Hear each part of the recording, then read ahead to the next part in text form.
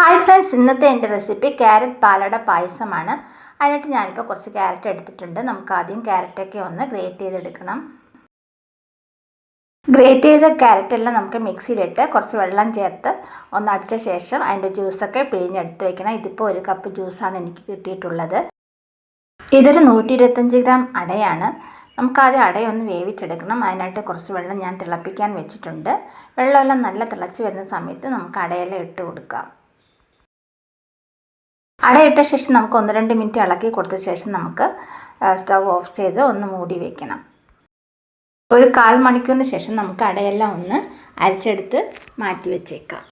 ഇനി ഒരു പാനിൽ കുറച്ച് നെയ്യ് ഒഴിച്ച ശേഷം നമുക്ക് കാഷ്യൂ നട്ട്സൊക്കെ ആദ്യം ഒന്ന് വറുത്തെടുക്കാം.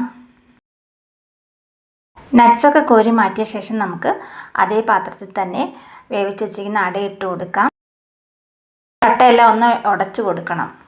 അതിനുശേഷം നമുക്ക് തയ്യാറാക്കി വെച്ചിരിക്കുന്ന ക്യാരറ്റ് ജ്യൂസാണ് ആദ്യം ഒഴിച്ചു കൊടുക്കേണ്ടത്. അടയെല്ലാം നല്ല ഇളക്കി യോജിപ്പിക്കുക. ഒട്ടിപ്പിടിച്ചിരിക്കുന്നതൊക്കെ നമുക്കൊന്ന് ഇളക്കി കൊടുക്കാം. ചെറു തീയിലിട്ട് വേണം നമുക്ക് പായസം തയ്യാറാക്കാനായിട്ടുള്ളത്. ക്യാരറ്റ് ജ്യൂസൊക്കെ നമുക്ക് ഒന്ന് ചെറുതായിട്ട് തിളപ്പിച്ചെടുക്കണം. ഒരു 5-6 ഏലക്കായ കൂടി ഞാൻ ചേർത്ത് കൊടുക്കുന്നുണ്ട്. എല്ലാം കൂടി നന്നായിട്ടൊന്ന് മിക്സ് ചെയ്ത് കൊടുക്കുക. ക്യാരറ്റ് ജ്യൂസൊക്കെ തിളച്ച് വരുന്ന സമയത്ത് നമുക്ക് പഞ്ചസാര ചേർത്ത് കൊടുക്കാം.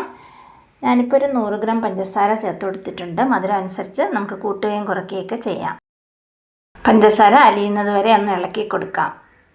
ഇപ്പോൾ ക്യാരറ്റ് ജ്യൂസും അടയെല്ലാം നല്ലതായിട്ട് വെന്ത് വന്നിട്ടുണ്ട്. നമുക്ക് കറക്റ്റ് പരുവത്തിന് ഇപ്പോൾ കിട്ടിയിട്ടുണ്ട്. വളരെ ടേസ്റ്റി ആയിട്ടുള്ളൊരു പായസമാണ്. ഇത് എല്ലാവരും ഒന്ന് ട്രൈ ചെയ്ത് നോക്കുക. നമുക്കിനി ബാക്കി പാല് കൂടി ഒഴിച്ചു കൊടുക്കാം. പാലൊക്കെ ഒഴിച്ച് കഴിഞ്ഞ ശേഷം നമുക്ക് 2-3 മിനിറ്റ് ഒന്ന് ഇളക്കി കൊടുത്ത് ഒന്ന് തിളപ്പിച്ച ശേഷം സ്റ്റവ് ഓഫ് ചെയ്യാവുന്നതാണ്. ഇപ്പോൾ നമ്മുടെ പായസമൊക്കെ റെഡിയായി വന്നിട്ടുണ്ട്. ഇനി നമുക്ക് വറുത്ത് വെച്ചിരിക്കുന്ന കാഷ്യൂ നട്ട്സ് കൂടി ചേർത്ത് കൊടുക്കാം. ഇപ്പോൾ നമ്മുടെ ക്യാരറ്റ് പാലട പായസമൊക്കെ റെഡിയായിട്ടുണ്ട്.